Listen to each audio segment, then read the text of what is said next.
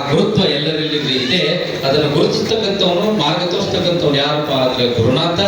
ಅಂಥ ಗುರುವಂದನ ಕಾರ್ಯಕ್ರಮವನ್ನ ನೀವು ಇಟ್ಕೊಂಡಿದ್ದೀರಿ ಪುಣ್ಯಾತ್ಮನೆ. ನೀವು ಭಾಗ್ಯವಂತರು.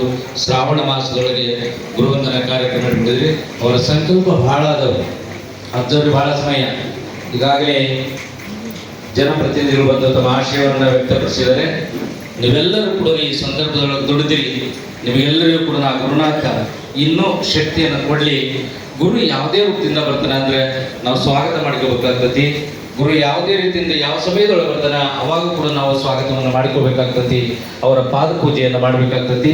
ನೀವೆಲ್ಲರೂ ಬಹಳ ಸಂತೋಷದಿಂದ ಗುರು ಪೂಜೆಯನ್ನು ಇಟ್ಕೊಂಡಿದ್ದೀರಿ. ಗುರು ವಂದನ ಅಂತಂದ್ರೆ ಏನಂದರೆ ಶ್ರಾವಣ ಮಾಸದೊಳಗೆ ಒಂದು ಗುರು ಪೂಜೆಯನ್ನು ಮಾಡ್ತಕ್ಕಂಥದ್ದು. ಅದನ್ನು ಕಣ್ತುಂಬ ನೋಡಿ ಸಂತೋಷದಿಂದ ತಾವೆಲ್ಲರೂ ಕೂಡ ಆ ಗುರುಮಾರ್ಗವನ್ನು ತಾವು ಅನುಸರಿಸಿ ಬಹಳ ದೊಡ್ಡ ಕಾರ್ಯಕ್ರಮ.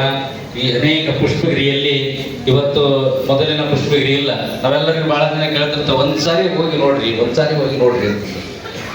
ನೀವೆಲ್ಲ ತಾಯಿಂದ ನೋಡಿ ಬಂದಿರಿ. ಬಹಳ ಜನ ಹೆಣ್ಮಕ್ಳು ನೀವೆಲ್ಲ ನೋಡಿ ಬಂದಿರಿ, ತಾಯಿಂದ ನೋಡಿದರೆ ಅಣ್ಣಂದ್ರಿಗೆ ನಾವೆಲ್ಲರೂ ಕೂಡ ಹೇಳ್ತೀವಿ ಆ ಭಾಗಕ್ಕೆ ಹೋಗಿ ನೋಡ್ಬೇರಿ ಅಂತಂದ್ರೆ. ಆ ತಾಯಿಂದರಂತಾರೆ ನಮ್ಮ ನಾಡಿನಲ್ಲಿ ಹುಟ್ಟಿ, ಅದು ನಮ್ಮ ಹಾವೇರಿ ಜಿಲ್ಲೆಯಲ್ಲಿ ಜನ್ಮವನ್ನು